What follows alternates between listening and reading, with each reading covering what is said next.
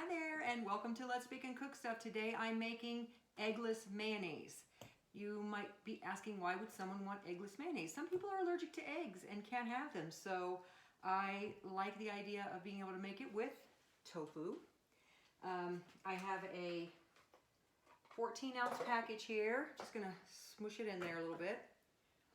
Okay, then I have a third of a cup of olive oil plus a third of a cup of vegetable oil, just regular.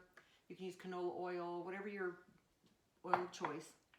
A tablespoon of nutritional yeast, a tablespoon of lemon juice, 1 tablespoon of apple cider vinegar, a tablespoon of Dijon mustard,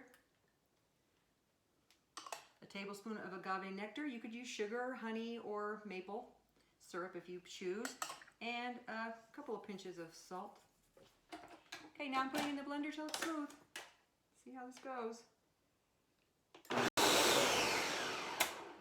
just going to scrape the sides down a little bit and get all of that goodness in there. You don't have to do this. You could certainly just pour this out as it is. You can use this any way you use mayonnaise. If you want to make potato salad or macaroni salad or put it on your sandwiches.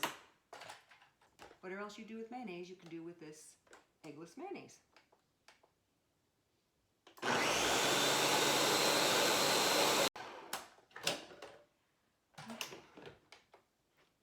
Look at that.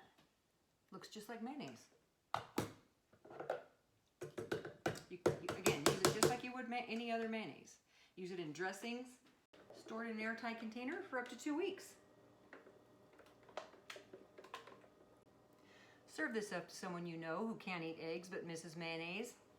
And give a little bit of a taste. Oh, that's good. You can just use this as salad dressing. Just pour it on your salad. Try this at home. Let me know how you like it. You take care now. Thanks for watching.